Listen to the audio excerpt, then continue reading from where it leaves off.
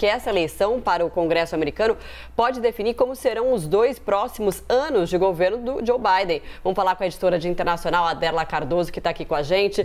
Derla, muito bom dia ainda para você. Bom dia. Bom, como a Mariana até citou aí, a baixa popularidade de Biden acaba fazendo com que os republicanos se fortaleçam nesse momento, né?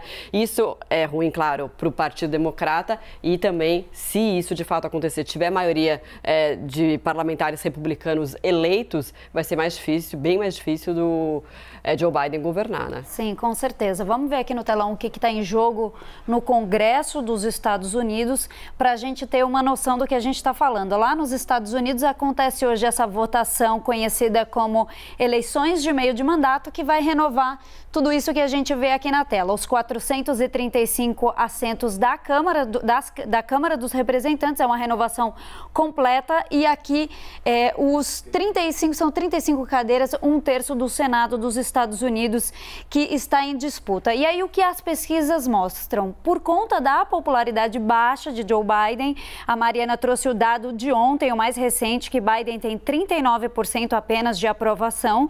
Por conta disso, ele deve perder a Câmara dos Representantes. Por aí já ficam barrados vários projetos lá que os democratas pretendem passar. Cito um deles, que é um dos focos da campanha, que é um projeto que Biden promete de legalizar o aborto com uma lei federal para todo o país.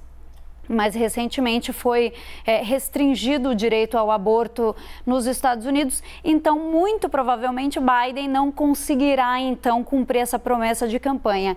Já as pesquisas aqui para o Senado, aí que tá, gente, tem muita disputa apertada e ninguém consegue cravar se os republicanos ou os democratas vão ter a maioria no Senado. Hoje é 50 cadeiras para cada lado, sendo que a vice-presidente Kamala Harris tem o voto de Minerva e consegue desempatar algumas votações. Derla, eu gostaria que você também nos explicasse, a partir de então, como foram as campanhas de ambos os partidos, quais foram as propostas de ambos e que levam a população a escolher um ou outro nesse momento. Pois a gente teve uma campanha dividida, muito pautada em alguns principais assuntos. Os democratas optaram por discutir muitíssimo a questão do aborto, que a gente disse justamente por conta que Biden tem essa promessa de fazer o aborto ser algo federal pela lei, e também a questão da ameaça à democracia, que os democratas dizem que essa eleição vai definir muito provavelmente a questão da democracia nos Estados Unidos.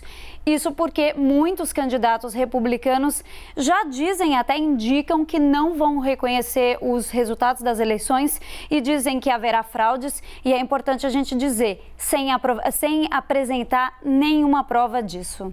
Agora, Dela, só para a gente encerrar, são pautas, claro, né, diferentes que ambos os partidos defendem. E o que pega no americano hoje em dia é o quê? É em relação à segurança e também dinheiro no bolso, né? Isso, exatamente, o que nos leva ao outro lado dessa disputa, que são os republicanos, que já foram para esse lado da economia, alta inflação lá nos Estados Unidos, a maior inflação em década. Então, realmente, o custo de vida tem pesado no eleitorado, e os republicanos, eles têm, historicamente, uma intenção ali de votar mais pensando no bolso. Os republicanos, eles também focam muito essa discussão na relação da violência. Eles dizem que desde os protestos antirracistas de George Floyd, lá atrás, eles dizem que os democratas, eles montaram uma narrativa para que os cidadãos não acreditem mais na força policial. Então, como a gente vê, são pautas completamente diferentes que estão tomando ali a discussão do debate eleitoral nessas eleições de meio de mandato por lá. Derla, obrigado por enquanto, bom trabalho para você, a gente vai conversando aqui ao longo dessa edição. Claro. Até já.